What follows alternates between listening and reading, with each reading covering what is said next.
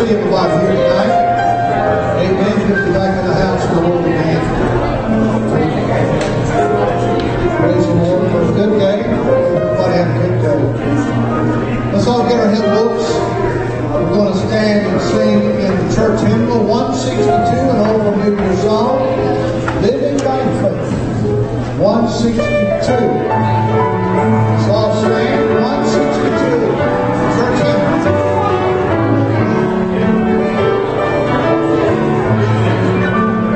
I care not today what tomorrow may bring, and shadow or sunshine or rain.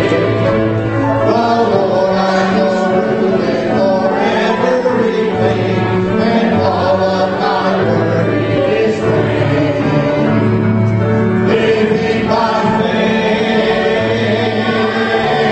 in Jesus above, trusting God in His great love. From all unsaved and sheltering all, I'm living by faith and feel all alone.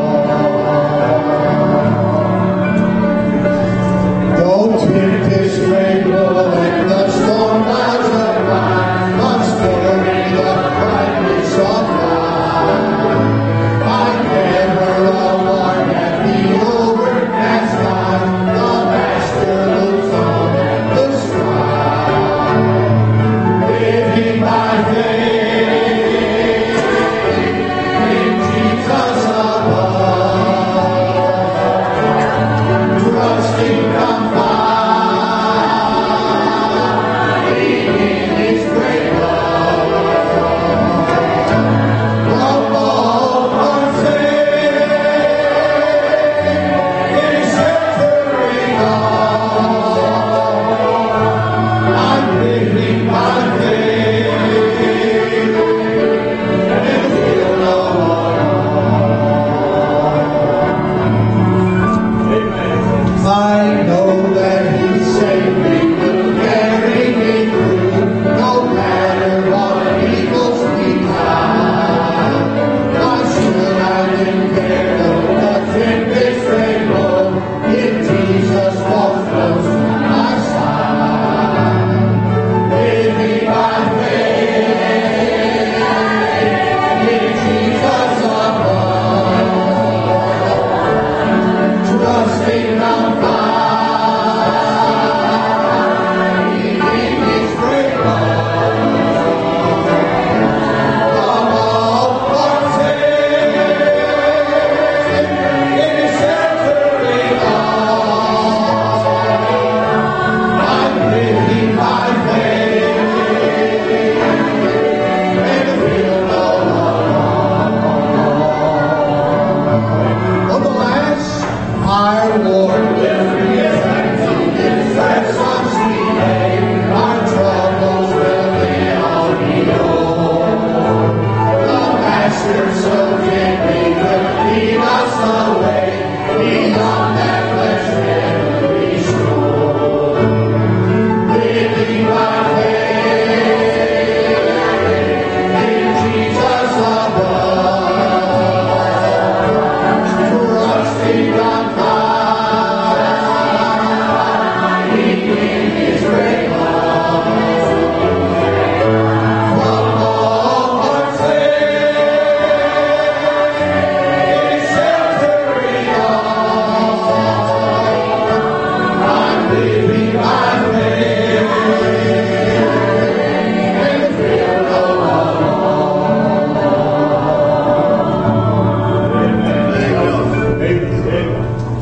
Praise the Lord. We can live by faith. Well, it's good to have Brother Aaron with us tonight and his family. So, Brother Aaron, will lead us to the Lord in prayer. Dear Heavenly Father, thank you again for the opportunity to come to your house, Lord, to worship you. And thank you for allowing us to live by faith. God, thank you for the opportunity to trust you and to place our faith and trust in Jesus for our salvation, and then to live it out daily by faith. God, you are an amazing God, and we thank you for your protection, your mercy, your grace on our lives. Father, we ask tonight that you help us, Lord, for just a few moments as we come. And Lord, we want to learn something from you. We want to sing praises to you. We want to honor you and worship you. And we can only do that through you. And we can only do that if you help us. So Lord, please just come meet with us tonight, Lord, else it be in vain. In Jesus' name, amen. Amen. Amen. All right, let's go to 317. We'll pick it up just a little bit. His love lights the way. Love lights the way. 317. Path of the just is as a shining light, shining more and more through the perfect day. So I'm glad I'm in his light. 317. Let's sing it out now.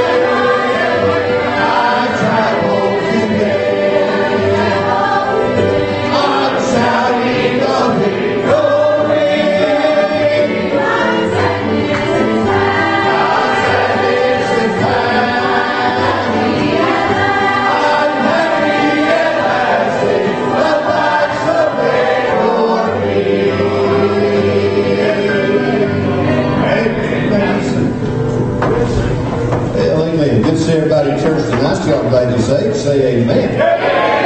Hallelujah. Hope you've had a good week so far.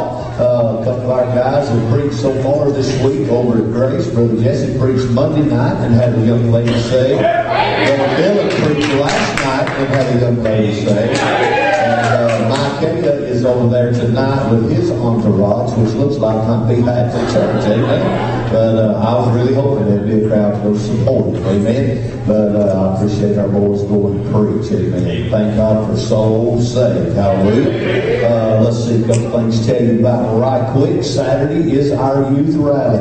The back to school youth rally. They got a lot of stuff in store. A lot of decorations are about to put up. But we'll start at 10 o'clock sharp Saturday morning. And then we'll take a break and have a good lunch and come back and have our second service at 2 o'clock. Brother Carl Partain. And he said as much of his family as possible will be here. I said, well, how many's coming? He said, your guess is good as mine. He said, I know for sure Waverly. And so I don't know how many of us coming, but if just Brother Carl comes, he'll be a blessing. And he said he's coming to preach your face off. So that sounds like something I'd like to be in on. Amen. Anyway, y'all, everybody come in and wear a mask or something. But I'm looking forward to Saturday. It's going to be a great day in the Lord. And we need to be much in prayer for that, all right?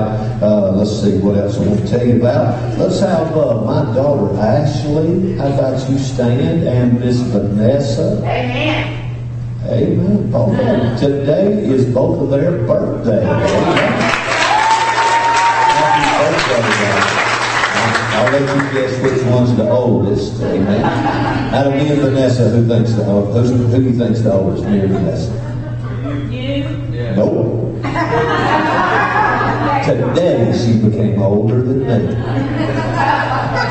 From July to November, she's older than me. Hallelujah. So I like to remind her of that every chance I get. Hallelujah. But it's good to have Sister Heather Simpson in the house. That's hard to say, Heather Simpson. And it's good to have Brother Chris's wife, his two little girls. Brother Harold's good to see you. Amen. And boy, I wish Chris could be here with you, but he's up at Brother Mark's at camp. So you pray they have a great week at camp this week. Amen. Let's see what we'll do. Take up our offering. Let's have our ushers right quick. Brother David, is our prayer sheets done? Okay. Amen. Listen, we're going to go. They're ready to be ready for Okay. Encourage the brother. Listen, let me give you a little bit of an update. Little Katie Jane, they transferred her yesterday from Kennestone to the Children's Hospital of Atlanta. And she is in the ICU or NICU, whatever you call that there.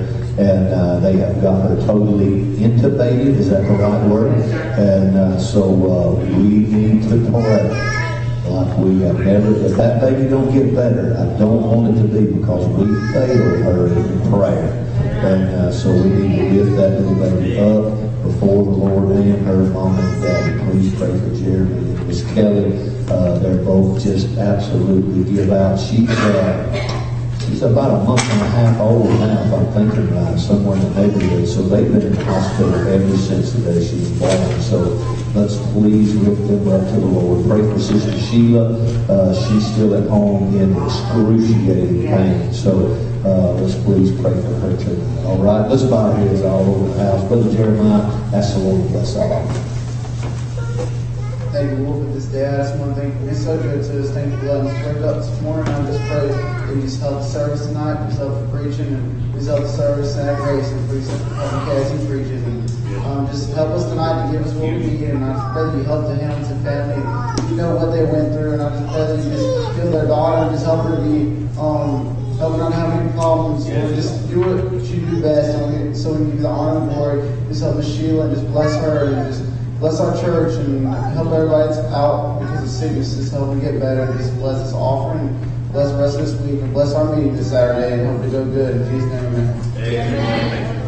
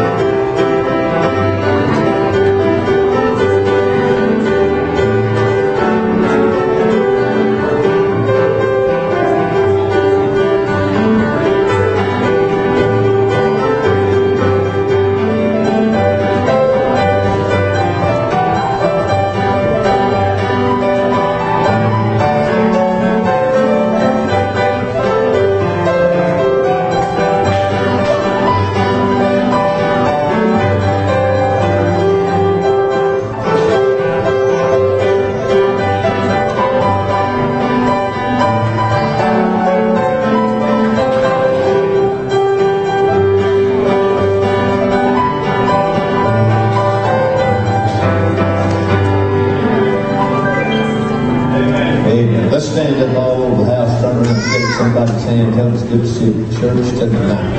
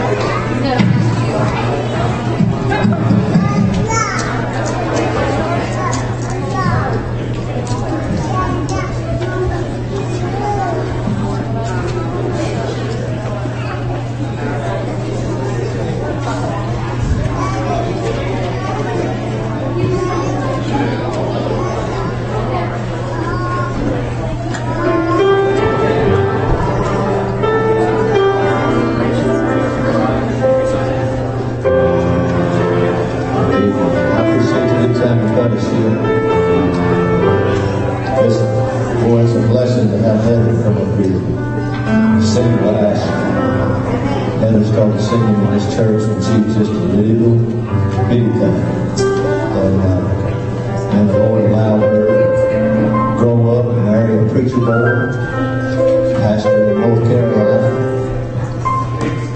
Thank God for those who make it. We're not careful to focus on the ones who fall up by the wayside. And we'll fail to recognize that older brother that didn't leave, who stayed by the stuff, that never went away. Thank God for Heather. I love her. She's precious to me. I don't know what they're going to sing, but let's worship the Lord. Has He been good to you? He's been mighty, mighty good to me. Amen. So let's just be obedient tonight. I know it's Wednesday night, but I think God can move with us in a special way. So let's give Him a little room to work tonight. So I'll go ahead and sing.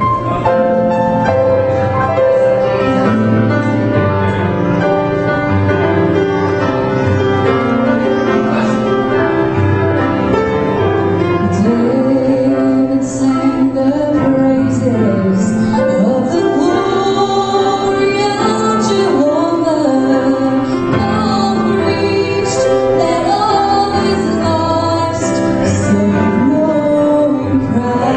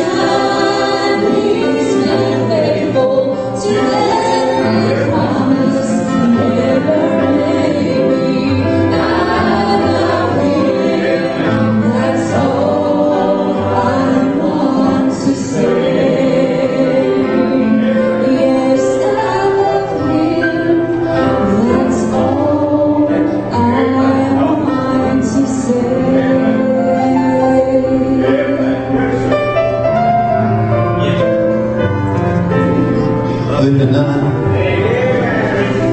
Boy, I didn't get much help right there. I said, do you love him tonight? Let me ask you another question. How does he know? How does he know? How do you show him that you love him? Anybody got an answer?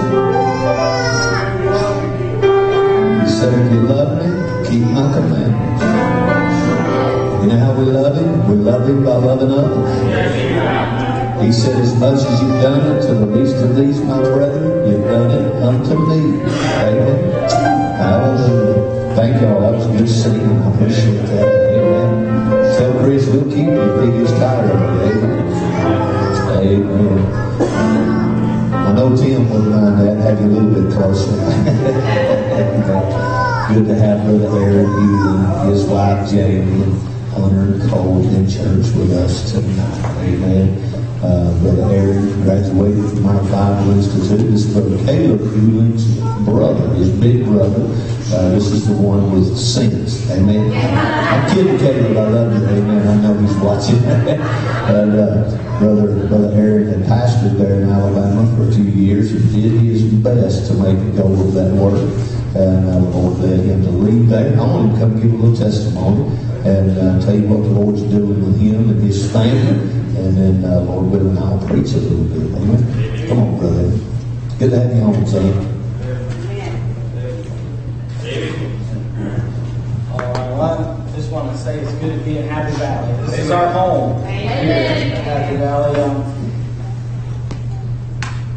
It's almost 4 years ago now when God led us from Wyoming to look for a church to pastor. One of the things I believe was a big reason why God brought us to Redemption Baptist Church there in Albertville was so that we could be close to Happy Valley. Close to my preacher, close to you, our family that love us and care for us. And there's been a lot of times maybe you probably didn't know about it, but certainly Brother Eddie and Brother Freddie or Charles did as I talked with them. We came here, we just had to come back and get some help.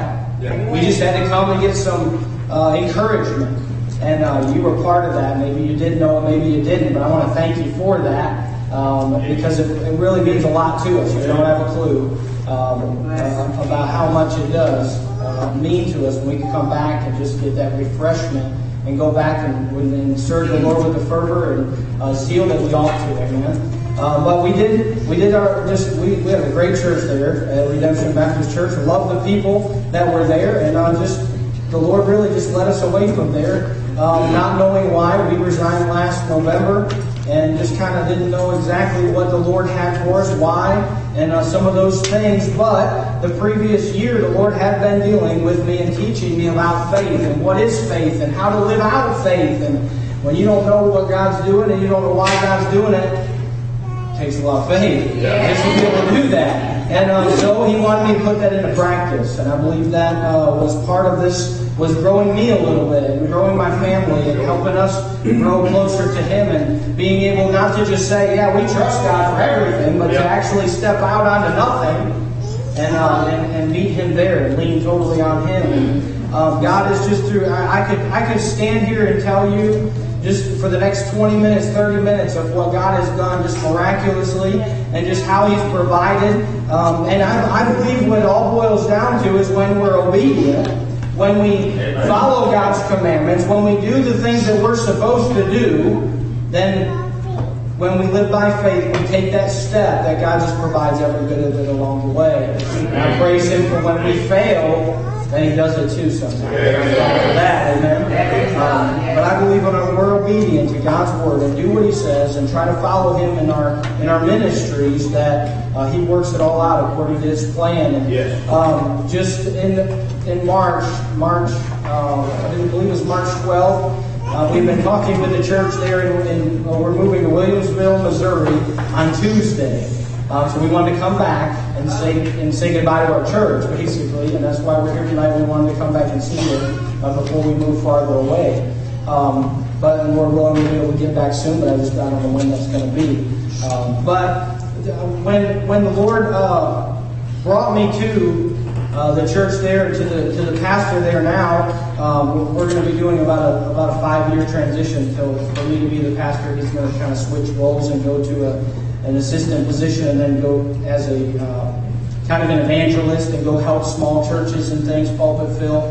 He believes that's what the Lord laid on his heart to do. So the next 5 years, I get the opportunity to build my church through the youth group. And we had our first service March 12th, and we joined the church and did all those things. And we had our first service last 2 weeks ago, and we had 54 in our church service. The church is a year and a half old.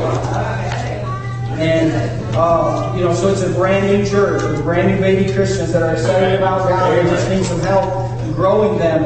And March 12th, when we joined the church, when we committed to go to be their next pastor, youth pastor in the meantime, we had about 12 members. Since then, we've had about 6 or 7, 8 maybe saved, 9 baptized and joined the church, including us. And the Lord has just done phenomenal. Just one of those things over and over again. He's doubled the church in the last 2 months.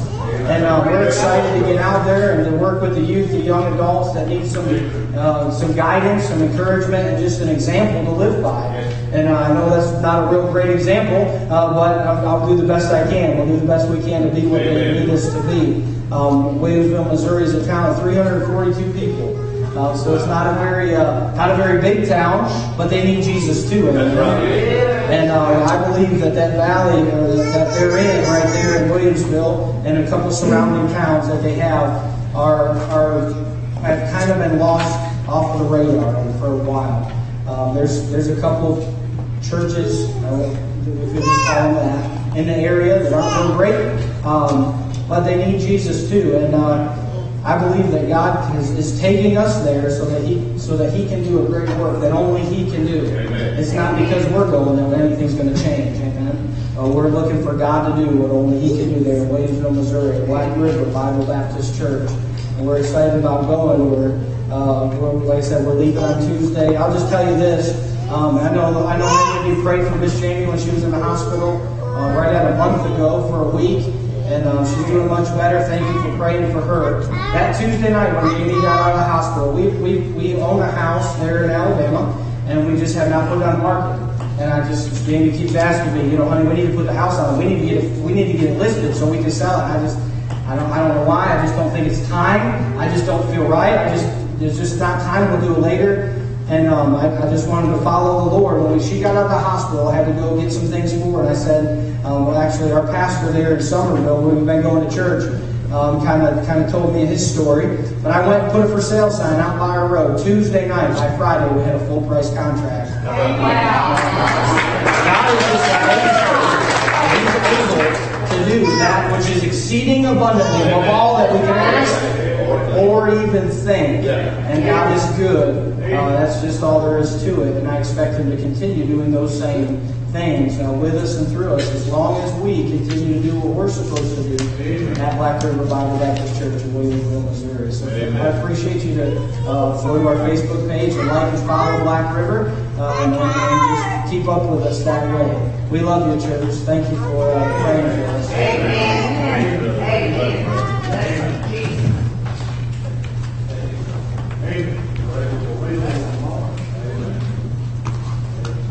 Well, I had prayed for a long time that they would stay in Wyoming and have me out at least 4 times a year. Amen. I'm just kidding, Brother Eric. Boy, it's sure good to have y'all home and looking forward to see what God's going to do in Missouri. How many people in town? 300 and what? 342. There's more people than that in Walmart in Villa River right now. Yeah, just that, right? Y'all understand how small that is? The average Bible college in America, I'm not going to say the average, I'm going to say 99% of Bible colleges in America. This is what they train preacher boys to do. Go to major cities across this country and start a church. The only Bible school that I know of that focuses on sending young men to rural places in America was Brother John Jenkins up in Michigan. And I've never heard anybody else with that kind of philosophy. It's always go where there are thousands and thousands of people. Thank God for some people to go where there ain't a whole lot of people. Every everybody's deal is you got to graduate school and you got to go build a great big church. Well, what about in towns where there's only 342 people? And y'all had how many? 54 out of 340 something? Y'all doing good. Y'all don't know, you say, oh, that's good. They had 50 something people. No, that's amazing. That's amazing in a town of 342. And you got to understand, when you get out of where we are, out of this area, you get in places like that in Missouri, they're not going to travel a long way. They're clannish and they stick to that little town. So those people ain't coming. They're coming from that town, man. That's a blessing. So that encourages fire out of me. I want you to turn to two places tonight. And I don't have any idea why I'm in the book of John. I want you to turn to the book of Psalms. The book of Psalms, chapter number 1. And I want you to hold your finger there. Psalms chapter number 1. And then I want you to go to Joshua chapter number 1. Psalms chapter number 1 and Joshua chapter number 1. Say amen when you get there. Hold your finger in Psalms chapter 1. Go to Joshua chapter number 1. Just a quick, simple little thought tonight. I really had a burden to spend more time in prayer tonight than we did anything. I'd like to, when it gets prayer time, I'd like to just fold those prayer sheets up and take them home with us and let's spend some time together tonight, specifically as a church, praying for that baby and for our youth rally. And just those two things. And I think we ought to spend a good 10, 15 minutes together tonight at least, praying for that baby, begging God to touch her. Amen. But I do want to share this week. I've had it on my heart. So I know some of you are thinking that you were already in Romans before I even told you where to turn. I have been stuck in Romans. We'll probably be back there Sunday. But how many of you have I ever signed your Bible? Raise your hand if I've signed your Bible. A few of you. This is the verse that I sign when I sign a Bible. Joshua chapter number 1 and verse number 8. Joshua chapter number 1 and verse number 8. People ask me all the time, how can I make it? How can I ensure that I make it as a child of God? How can I make it and not go back to the world and not go back for what God brought me out of? And I'm going to give you the secret tonight. It's as simple as a nose on the front of your face. How to stay where God put you and to go forward in the things of God and not go back where you came from. Amen. Hey, prone to wonder, Lord, I feel it. Prone to leave the God I love. That's our sinful nature. We want to go back and revisit the past. You get I'll get the message in a minute. You get a group of Christian men around, like around a campfire or at a men's meeting somewhere, and you get around shooting the bull, so we say. And if you don't watch it, every one of them, they'll start talking about their past and what they used to do and what they used to be. We can't do that anymore, but we sure like to talk about it and go back and visit it and laugh about it and make jokes about it. Thank God we ain't what we used to be. Amen. We get around and get to talking, we ought to be glorifying God. Instead of talking about what we used to be, we ought to talk about what God's done in our hearts. Amen.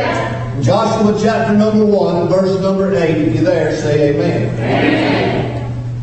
Moses has went off the scene, and Joshua has picked up where Moses left off in leading God's people into the promised land. And as God calls Joshua to take over, God gives him some words of encouragement. I'm glad we've got an encouraging God. I'm glad when you step out to do something that's bigger than yourself, God can encourage you, Brother Aaron, to go somewhere to people you don't know, amen, and carry them a message that they don't know. I'm glad God knows how to encourage us. But he tells Joshua in verse number 8, he said, "This book of the law shall not depart out of thy mouth, but thou shalt meditate therein day and night, that thou mayest observe to do according to all that is written therein. For then thou shalt make thy way," say it with me, prosperous, and then shalt thou have good what? Success. That's a big word in our culture, isn't it? Success. People look at people and they measure them by many different things. The world has a lot of yardsticks by which they measure success. The world would look at a lot of people like they might look at Brother Randy Pike, who has very little to his name, still walks on crutches. He's given his entire life to serve the Lord Jesus Christ. And somebody might have the audacity to say, boy, with a mind like that, what a waste. He could have been this. He could have been a famous radio personality. He could have been a scholar, a teacher, or whatever. And they would say, what a waste of a life. Yeah. But I believe God looks and says, what a success. Amen. I think God measures success very differently than you and I do. Amen. I don't think God, just like when Brother Aaron was talking about going to a town of 342 people. There's a lot of pastors across this country. If you're not running 1,000 in Sunday school, they don't have time to talk to you. Oh, I've met them. I travel around this country and preach a little bit, and I've met preachers in different places. First thing they want to know is where you went to school. The camps were telling me a while ago they went to the bookstore and met a young man and got talking to him, and they told him where they went to church, and he said, oh, I know Dr. Ed White. I thought, man, I got that dude fooled. But they do. They want to know where you went to school. What was your influence? What crowd do you run with? Amen. I make up stuff. No, I'm not making up. And then the next question, how many do you run? How many do you run? Does that matter? Does that matter? When people call me to ask me to come preach that I've never been there before, I never asked. I don't know if I'm pulling up into the parking lot of a church of 5,000 or a church of 5. I don't know, and I don't care. I don't think there's big preachers and little preachers. I just think there's God's men, and that's it, period. I don't think there's big Christians and little Christians. I think there's God's children, and that's all there is. How dare somebody look down their nose at a pastor in a town of 342 that ain't running 1,000 in Sunday school? Amen. Amen. Are y'all all right? I think God measures success very differently than we do. I was thinking about this the last couple of days, and I talked to a fellow here recently who has been saved a very long time, and after talking with him, my first thought was, what a failure. What a failure as a Christian. I would rather fail at anything in this world than serving God. If I want to be a success in anything, I would like to be known as a successful Christian. That can't be measured by how big my house is, what kind of vehicle I drive, clothes I wear, how much money I got in the bank, or how many thousands I leave my children when I die. A successful Christian, his success often cannot be seen. Let me say that. The success of a Christian often cannot be seen. We will not know what our success is till we stand before the judgment seat of Christ.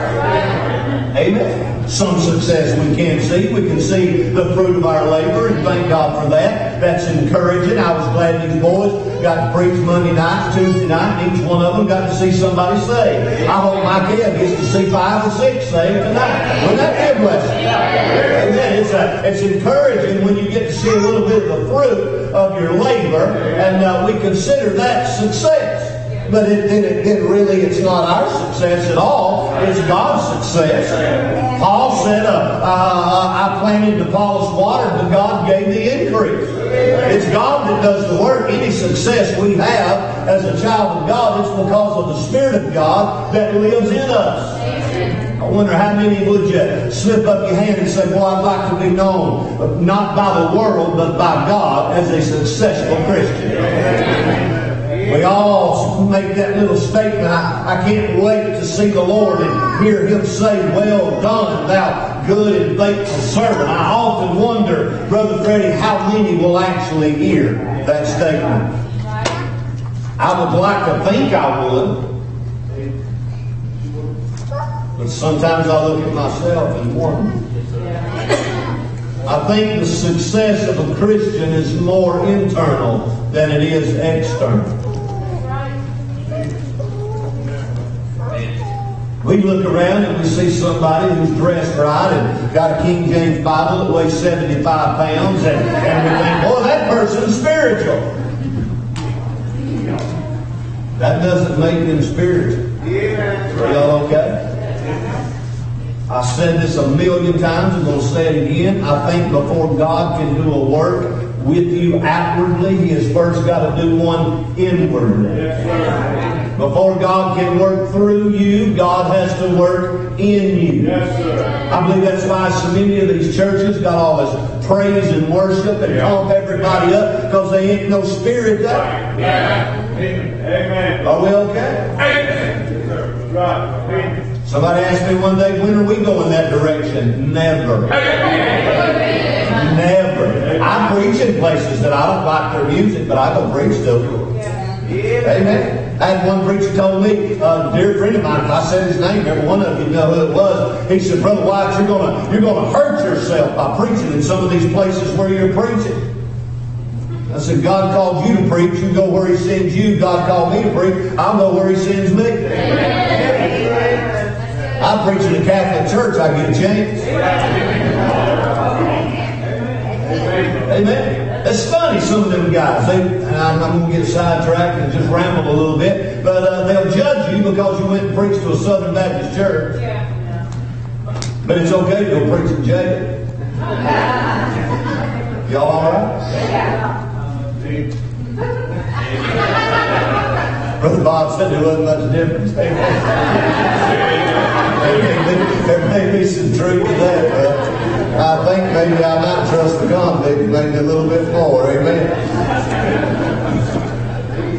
I want to look at Psalms chapter number 1 just for a minute tonight and maybe see how God judges success in His children. How God judges success in His children. There's a lot of people can talk a good game.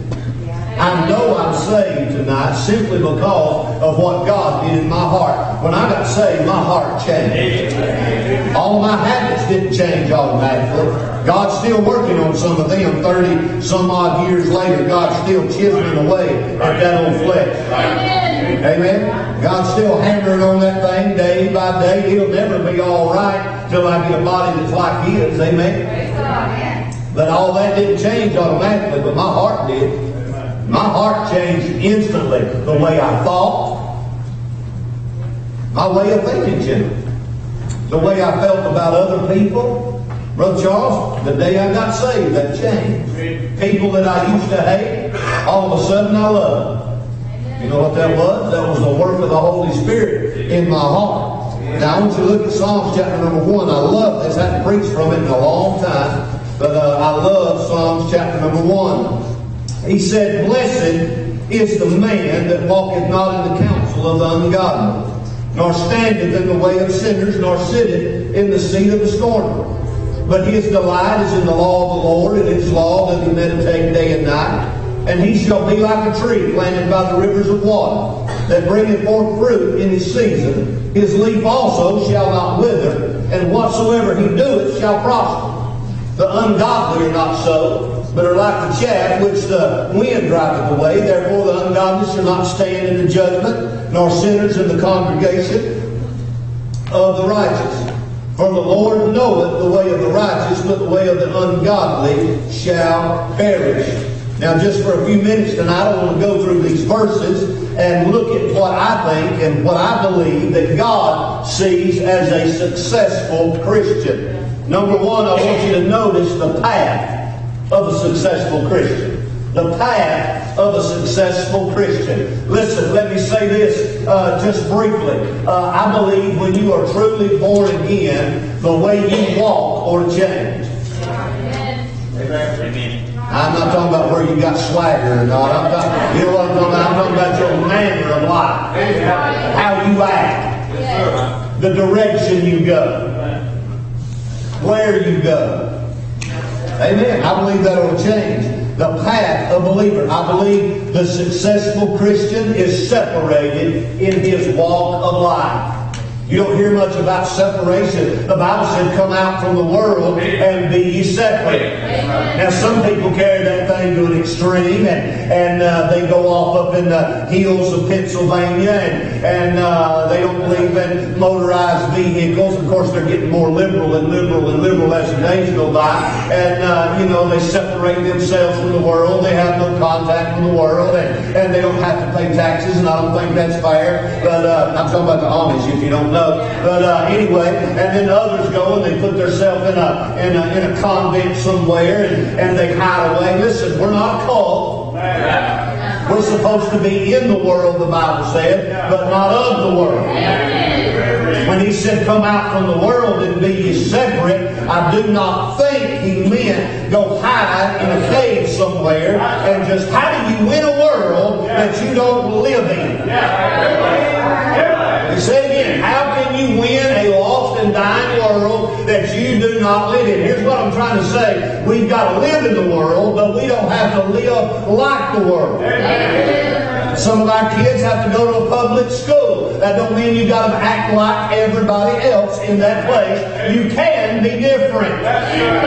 Amen. Hey, that's the thing in our society today. Everybody wants to be different. Oh, I'm just different. I've got to try out my feminine side.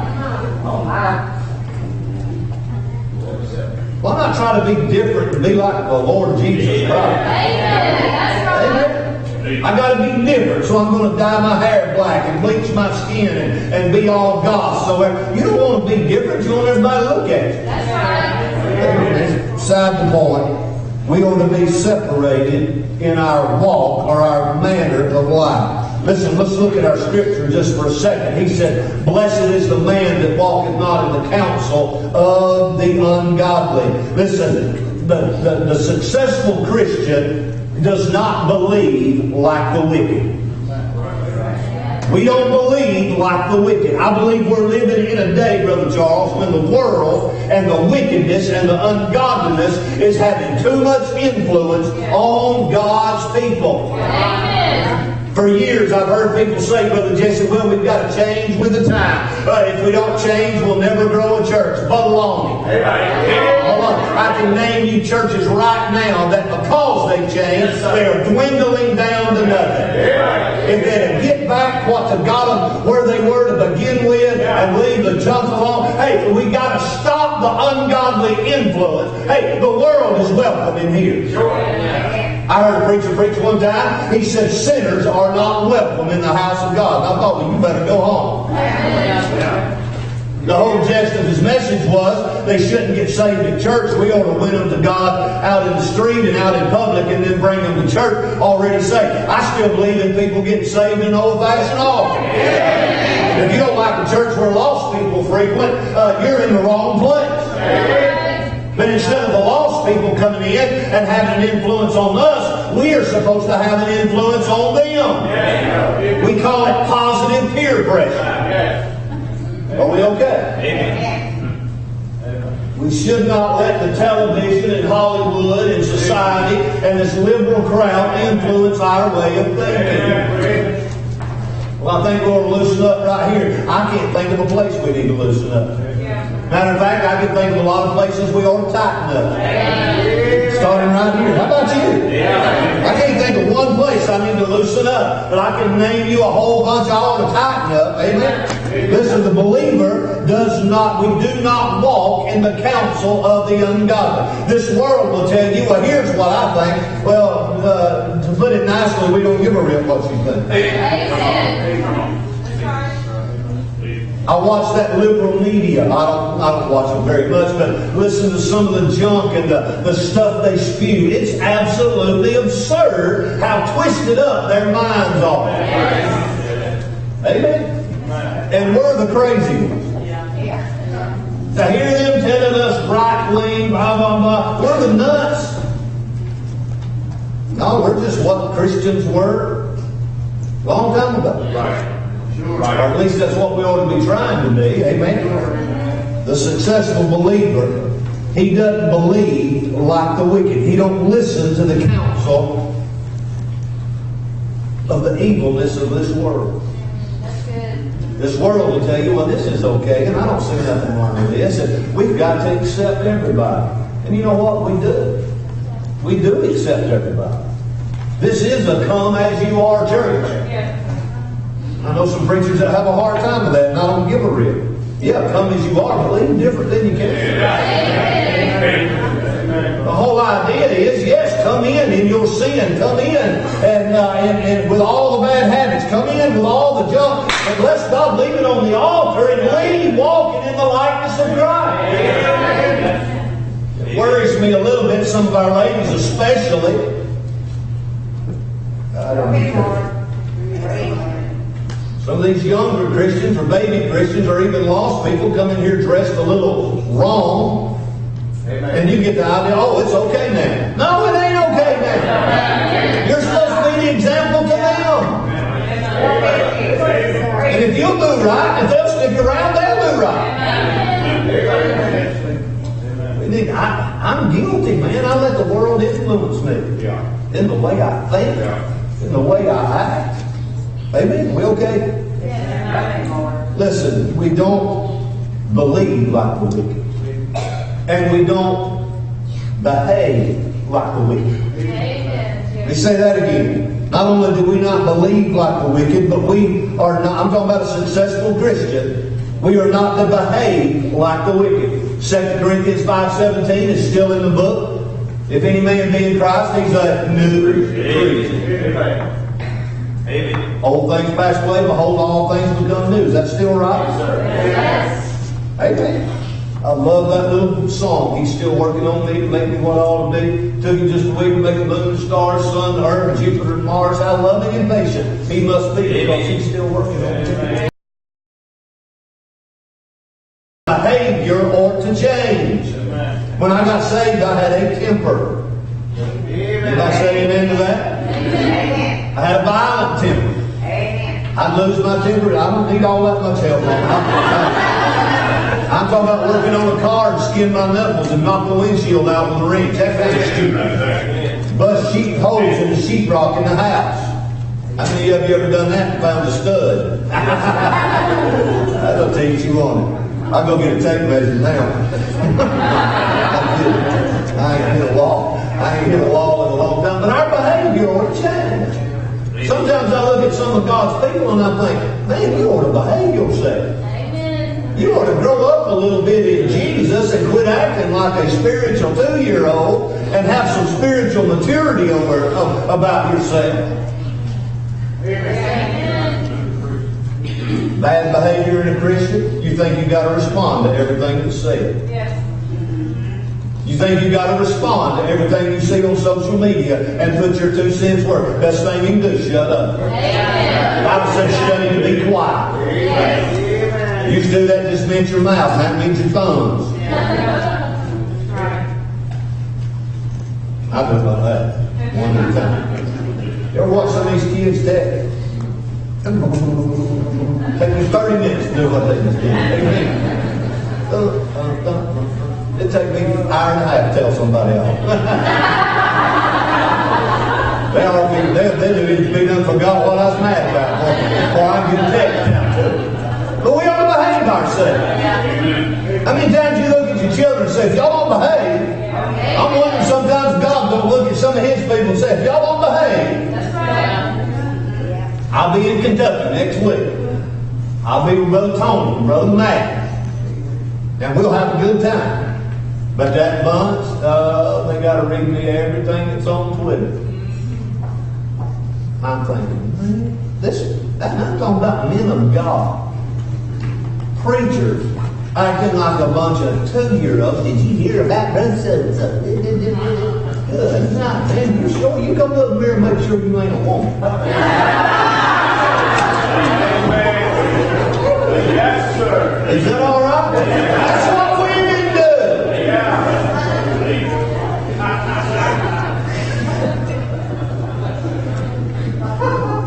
I was with Brother Tony one day, and a well-known preacher, if I said his name, you know who it was.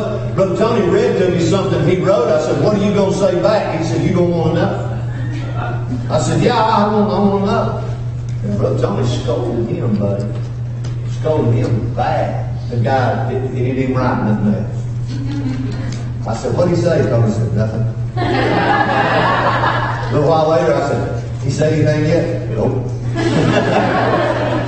Amen. Iron sharpeneth iron, so the jump is a friend. Amen. A real friend won't join in on your jump. He'll say, hey, we ought not be doing that. Amen. We ought to behave ourselves as a child of God. Brother Charles told me yesterday, him and Miss Janice rode up to North Georgia and went to Delonda. They were in Delonda in a restaurant at the mall. He didn't say that. He said mall. They were at the mall in Delonda, Georgia, and he saw a young man and he thought, oh, I know that boy. And he kept staring at it. And finally walked up to him and said, do I know you? And that guy said, well, I think I know. It was Joe Darby. And Brother Charles said, Brother Eddie, you don't never know. You think you're out of town, but you never know. We might ought to behave ourselves. Amen. Christians don't believe like the wicked. I'm talking about a real Christian, a successful Christian. Listen, when I first got saved, I still didn't behave like I ought to. Amen. I still had a temper, man. It took God some time to get off. I still cussed. Yes. Boy, I got quiet. My pastor, Brother Earl, said, when I got saved, my cusser quit. Mine kind of, it did like that. Amen. I had to work on it. Every day I had to ask God, Lord, forgive me for what I just said. Lord, I didn't mean that. It fly out of my mouth, or I knew what happened. And you know what? I kept confessing that thing. And I kept confessing it, and one day it just went away. And we got victory over it. Amen. I still can't stop it from going through my head every now and then. Got to get a witness right there. Especially driving through Hiram or Douglasville. If you can drive through Hiram or Douglasville on a Friday afternoon and not think a cuss word, you're successful. You got a crown of life waiting on you, friend. You'll be sitting up there with Paul. I'm kidding. Amen. We don't believe like we do. Our way of thinking ought to change. What we used to see is okay. Something ought to change in our mind. Stuff we used to laugh at and think was funny ought to break our hearts. Amen. Listen. I'm talking about the path of a spiritual success. We don't believe like the wicked. We don't behave like the wicked. Let me give you this one. We don't belong with the wicked. Have you ever got to a place where you just felt so out of place? I got invited to something. I got to be careful. I got invited to something the other day that most men in this part of the country would love. It was a hunt. And most men in this part of the country that love to be invited to. I told somebody yesterday I got invited. They said, man, you going? I said, I don't know. It's just the crowd I know I'll be with. Amen. There's places as a Christian we ought not to feel comfortable. Amen. We ought not to feel comfortable. I'm not saying you can't go nowhere. I'm not saying you got to lock yourself in the house. You can go to a Braves game. Amen. You can go to a ball game. You can go to a sporting event. But have you ever got one even in one of those places and thought, oh man, this is awful? Amen. You just feel like an outsider. If you're a Christian and you get in them places and you don't feel a little bad, That's right. something might be wrong. Amen. We okay? We don't believe like the wicked. We don't behave like the wicked. I'm talking about a successful Christian. And we don't belong with the wicked. Amen. Never mind. I was going to give you an illustration, but I don't embarrass anybody. There's places we used to go. We ought not go. Amen. Amen. That's There right. ain't nothing back there. Amen. I don't care who you are. That old flesh will entice you and tempt you. Oh, but them people care about you. No, they don't. Right. No, they don't. Them people's your friends. No, they're not. Right. Amen. No, they're not. They want to hang out with you, invite them to church. Amen. That's right. After I got saved, I thought I could be saved and still run with the old crowd. You know what I found out? I thought, well, I'll change them. Yeah. Didn't work that way. I wasn't as stout as I thought I was. That's right. Amen. Amen. Amen. We don't belong with the wicked. The path of a successful Christian. Number 2, the pleasure of a successful Christian. The pleasure. What gives us pleasure should change. Amen. Would you agree? Yes. What we find joy and delight in ought to change. In verse number 2, the Bible said his delight.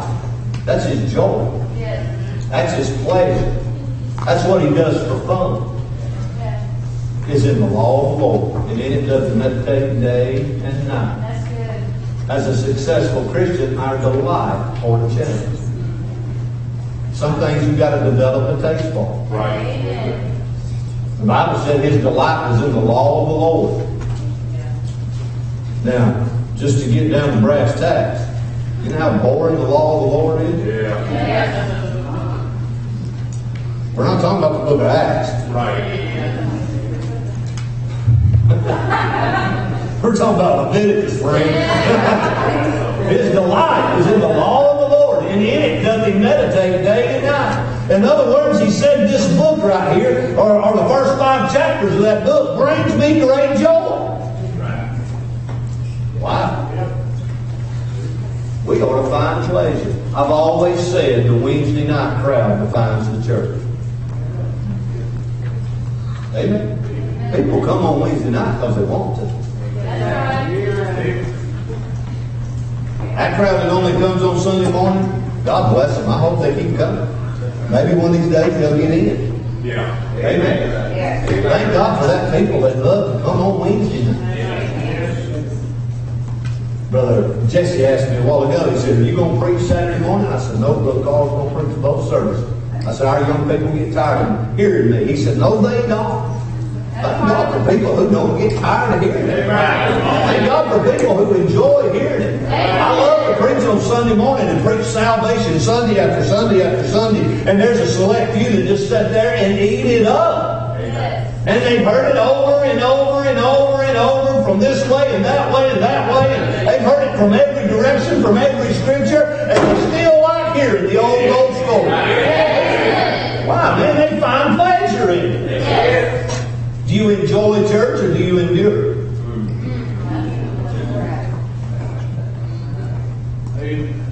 Like the old man that visited our church here a few months back. You know what he said? He said, I'm not going back to that church. That preacher does not respect my time. I'm thinking, well, sir, your time was the least thing on my mind. That's my first thought. I wasn't worried about where you got to be at 12 o'clock. You got to be somewhere at 12 o'clock. You might as well went there first. Amen. Amen. I'm not in a hurry to get out when I come in here. I don't have anywhere better to be. They ain't got nothing at the buffet better than what's going on here. I can just pull up in here on a Sunday morning, start at 11 o'clock, and let Sister Brenda Atkins just start shouting. She don't throw her shoulder out. And start shouting and waiting in. I can sit there 4.5 hours and watch her shout. Yeah. You gonna find pleasure in that? You gotta work. Amen. Listen, when I was little, there was things that I wouldn't eat. I mean, I just let you couldn't hold me down and stuff it in my mouth. Amen. And now I like it. Isn't that weird?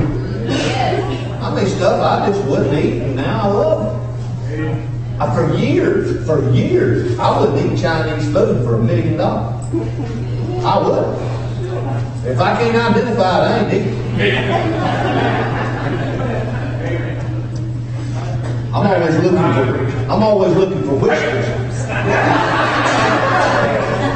I've got to learn now, every now and then on occasion, I can eat me some of that, what's that kind of chicken I like? Sesame chicken. Yes, sir. I can eat that. I can eat that. Some of that fried rice, I can eat it. I used to, I wouldn't eat it. I thought Chinese eat rice. I ain't touching that stuff. But now I kind of like it. Sour cream. My mama tell you, you can chase me 1,000 miles with a thing of sour cream. I would love it. If I knew it had sour cream in it, I wouldn't eat it. Now, I still wouldn't eat sour cream all by itself. Yeah. That's like drinking buttermilk on purpose.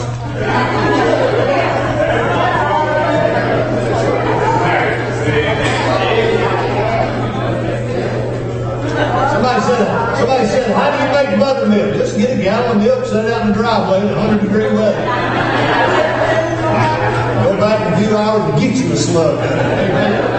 Look, I've never developed a taste of that. But there's things that the more I eat it, the more I like it. That's the way this law of the Lord is. Amen. You know why you don't like reading the Bible? Because you don't read it. The more you read it, the more you'll like it. I find out it's pretty amazing. I've been stuck in the book of Romans for a month and a half. That's some good stuff. Amen. Every trip through it, man. Oh, I didn't see that last time. Amen. Our pleasures are to change. Our pleasures are to change. I have people fuss at me all the time. Say, man, why ain't you been deer hunting? Well, we have our camp meeting right in the middle of the rut. Somebody said, preacher, why do you have your camp meeting in the middle of the best time to deer hunt? I won't say who really wants to go. I could care less. I'm for deer hunting as much as anybody. Amen. I might go this year. I say that every year. Somebody said, you got to slow down, quit preaching so much, and enjoy yourself. I enjoy what I'm doing. Amen. Our pleasure or to change. The pleasure of a successful Christian. The word that's captured his full attention. That's right. His delight is in the law of the Lord. Here's the implication it gives, Brother Charles. Look here. Wow. Man, that's good. Wow, that's awesome. My mother called me yesterday and she said, what time was it today when you called? 2 o'clock? She said, you ain't going to believe it. I'm still in my pajamas. She said, it's Ashley Hawford's fault. She said, I've got her book and I cannot put it down. This one ought to have that effect on us every now and then. Amen. Thank God for Ashley's story and for Ashley's book. And it will stir your heart and make you cry and shout and praise the Lord. But it won't change your heart like this one right here. Amen. And I'm not belittling her book. She knows that. Thank God for it. I'm just telling you, this book right here ought to have that effect on us. You say, well, I've already read the whole thing. Let's see what you get the next trip through. You'll never get it all. Amen. It carries the implication that this thing has captured his attention. Amen. I'll just give you a few things right quick. Job said his word was food. Paul said it was milk for a baby and meat for a growing Christian. Amen. Thank God for the sincere milk of the word. Amen. New converts kill me. Oh, I want to study the Revelation. Starting John. Amen. I don't care about all that stuff that's happening after I'm gone. I ain't going to be here for that. Amen. Revelation chapter number 4. I'm done. Amen. I'll pick back up when we get. I'm just kidding. There's nothing wrong with studying it. Amen. But don't worry about the meat when you're choking on the milk. Amen. It's milk for the baby. It's meat for growing. It's bread for everybody. Amen. He is the bread of life. Thank God. It's honey. For those that are in need. He said, I tasted it and it was sweet. Sometimes that Bible's just sweet. Amen. You ever read a verse and just puts you to tears and just makes you want to praise the Lord? Amen. It's light when we're in darkness. John said it's the truth. It's a mirror, James said. It's a mirror. You see what this mirror does? It's like an X-ray machine. It shows what's on the inside. You stand in your mirror at the house. Everything kills me. I got a big old mirror on the wall right outside my office. Every time I come in the door and make that comment, there's 3 or 4 girls standing in that mirror. That's right. Print. Every now and then it's boys.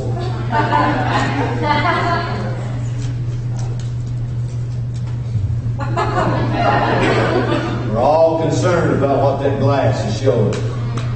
But this one right here will show you something a little bit deeper. It'll go a little deeper than a bad hair day. It'll show you a bad heart day. Amen.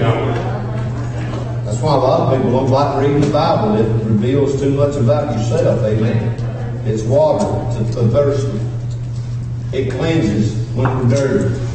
It quenches when we're thirsty. It refreshes. It's a seed that can be sown in our heart. It's a sword that we can carry in the battle. It's a hammer that breaks into sunder. It can build up. It can tear down. It's a pipe that can get settled in your bones or shut up in your bones. Amen. Our pleasure or change. But then the prosperity. We talked about the path of the successful Christian. We talked about the pleasure of the successful Christian. You say, well, what's in it for me? Oh, man. Our benefits are out of this world, somebody said. But I'm telling you what, I believe it'll be worth it here on this earth to serve God. Amen. Wouldn't it be nice to celebrate your 50th wedding anniversary and say, I've been true to my wife? Amen. Amen. Yes, sir. Amen. That'd be a blessing, wouldn't it? Yes, sir. Wouldn't it be a blessing to get 50 years into this thing of being a Christian, being saved, and say, I've never walked away from the Lord. Amen. Yes. I've never got out of church. We all get backslid from time to time. Some of those backslid people I know are in church on a regular basis. Amen. Amen. Well, anyway, Amen. I want you. The prosperity of the wicked. The wicked, the believer. The prosperity of the believer. I want you to notice his position. I want you to notice his position. The Bible said that he shall be like a tree planted by the rivers of water. You want to see a successful Christian? You find one that's staying close to where the food is. Amen. Amen. You find one that's staying under the spout where the blood comes out. Amen. He said he'd be like a tree planted by the rivers of water, close to the life-giving resources. Did you know this country, towns grew up according to where the water was? They didn't build a town where there wasn't a river. Right. They didn't build a town where there wasn't a fresh water source. Amen. I'm glad we got a fresh water source right here. We'll build our lives around it. Why these other churches have to do all this crazy stuff? Ain't no water. You take away this book, we ain't got nothing left. We'll have to go back to the world. Amen. His position, his prominence. The Bible says the tree of life. Let's read that thing. He said he should be like a tree planted by the rivers of water that bringeth forth his fruit in his season. His leaf also shall not wither, and whatsoever he doeth shall prosper. Amen. That's good. The life of a successful Christian stands head and shoulders above everybody around. Did you know you can be anything in this world and fit in with the crowd? Except the Christian. You'll stick out like a sore thumb if you're really a Christian. you'll stick out like a sore thumb everywhere you go. I'm not talking about because of the way you dress. I'm talking about because of the way you act. And the way you react. People can label you by your language. Remember what they said to Peter? He was trying to be anything but a Christian. Right. He was doing his best to convince some people around him that he didn't have nothing to do with Jesus. You know what they said? Your speech betrays you. Right. You ever caught yourself in a crowd? I'm talking about worldly people, and you say, "Amen, bro." Ever do that? It'll give you away, friend. Yes, sir. Well, the productivity of a successful Christian. The Bible said he brings forth fruit in his season. What's the fruit of a Christian? Another Christian. Amen. Well,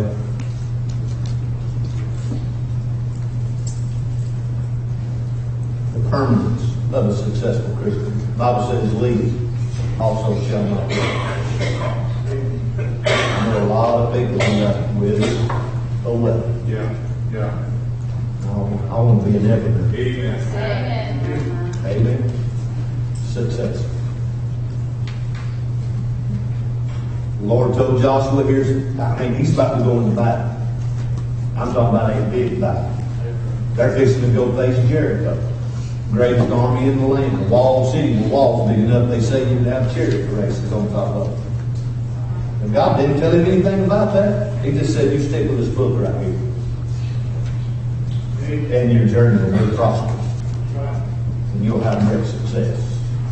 Amen. I want to be successful as a Christian. Now, if you're anything like me, there's days I'm another failure. There's days saved on my way to heaven, but days that I live anything but a Christian.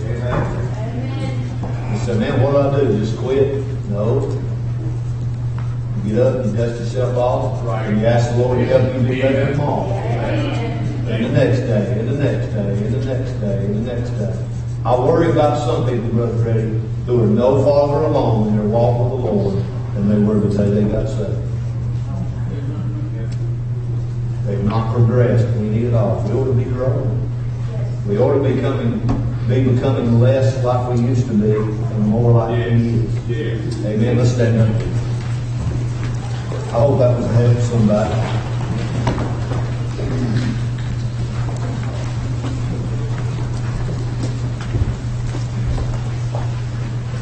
Let's gather around this altar tonight. Pick you up a prayer sheet. Remember what I said. If you don't mind, just fold that thing up and pray over that stuff when we get home.